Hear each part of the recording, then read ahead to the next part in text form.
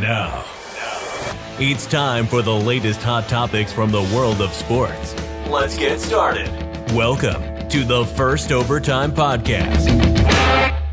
Let's talk about Chicago again. So, this hit on Justin Fields was not a clean hit. I don't understand why everybody says that it was, because it wasn't. So, Andre Smith gets an unimpeded free run on Justin Fields, and he chooses to hit him in this area right here. He could have gone shoulder, he could have gone chest, he could have gone around waist. No, full on, helmet to helmet, annihilates Justin Fields' head off. Like, he's lucky he wasn't knocked out. It was pretty bad.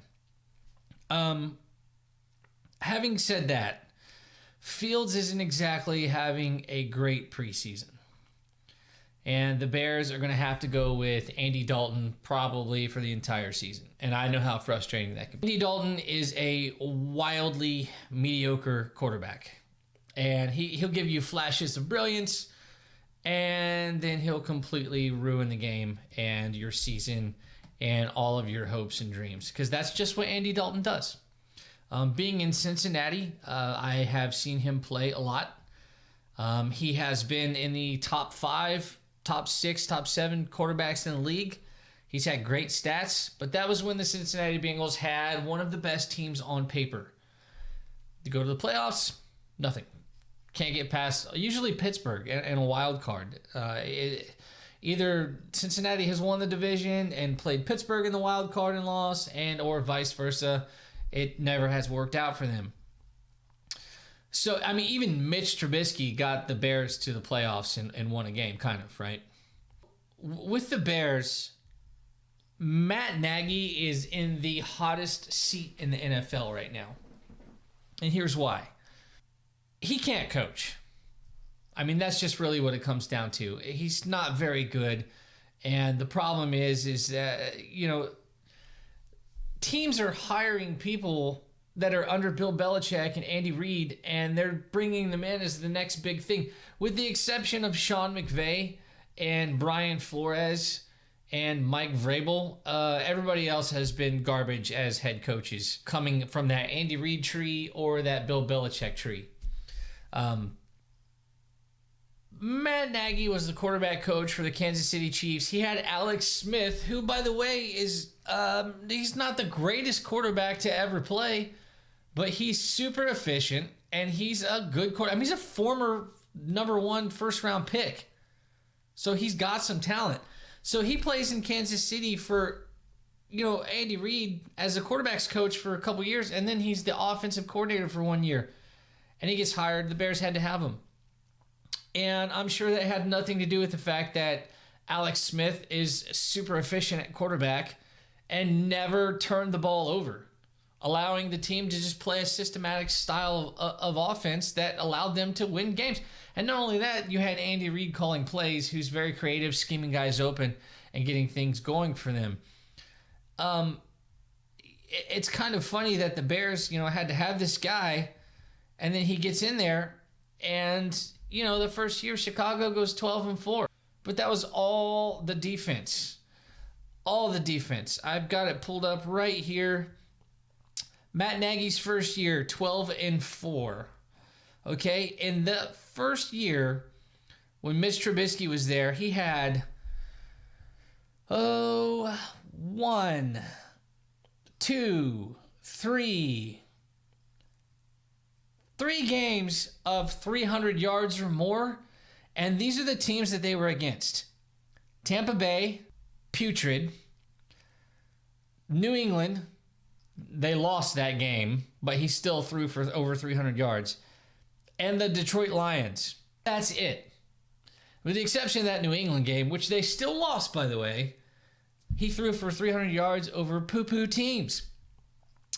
This is how many freaking games he had where he had thrown under 200 yards. 1 against the Packers. Let's see. 2 against the Vikings. 3 against the Rams. 4 against Minnesota again. So against top defensive teams, he has well under 200 yards. He threw for 110 yards against the Los Angeles Rams, and they won 15-6. How did Matt Nagy help win that game? That's all defense. Matt Nagy knows nothing of the defense. He's an offensive guy. They scored 15 points, and Mitch Trubisky threw for 110 yards. That's ridiculous. That is absolutely ridiculous. So, the bottom line here is that Matt Nagy's telling you that he can't coach. Mitch Trubisky's in Buffalo now, and he just got done dicing Chicago up. So it's got this whole Adam Gase feel to it. Ryan Tannehill was in Miami with Adam Gase, who, by the way, was a terrible offensive coordinator until he got Peyton Manning. He had a couple seasons with Peyton Manning when Peyton Manning was in Denver, had 55, 56 touchdowns, like 9 picks or something? Emmanuel Sanders, Demaryius Thomas, and all of a sudden, Miami had to have Adam Gase. Adam Gase is garbage. Terrible coach. So what happens? Ryan Tannehill leaves Miami and ends up with Mike Vrabel and Tennessee and complete resurgence. Kenyon Drake, Miami Dolphins under Adam Gase, poo-poo. Goes to Arizona, explodes. Adam Gase can't coach. And not only that, let's see what Sam Darnold does under Matt Rule down in Carolina. But anyway, so Matt Nagy kind of has this Adam Gase feel to him because Mitch Trubisky's out here in Buffalo dicing it up now, and Buffalo is looking like a really solid team as far as talent, coaching, and depth go.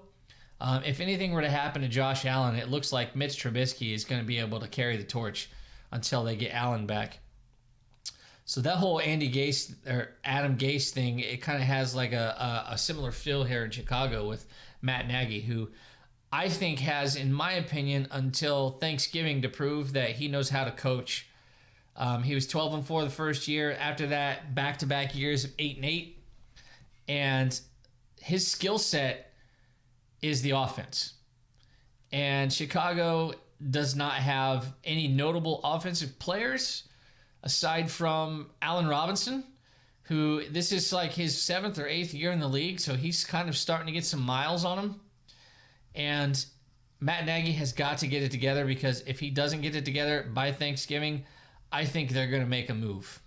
And I would not be surprised at all because having to start Andy Dalton all year long is probably not going to get them the results that they need.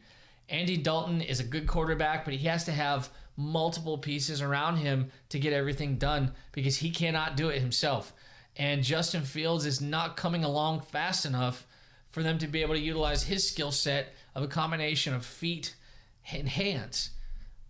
Justin Fields was an accurate passer in college football, but obviously he played for Ohio State, and receivers getting open at Ohio State is not a hard thing to do. So any quarterback that goes through Ohio State has lots of touchdowns with his legs. He passes for a lot of touchdowns. He's got wide open receivers, but it's a lot different when you get to the NFL. Especially when you're playing for a team that doesn't have anywhere near the talent that Ohio State had. So good luck to you, Bears fans. You're probably going to need it. And this is coming from a Cincinnati Bengals supporter, so I know what it's like trying to root for a team that just doesn't really have a shot at winning and making it to the playoffs.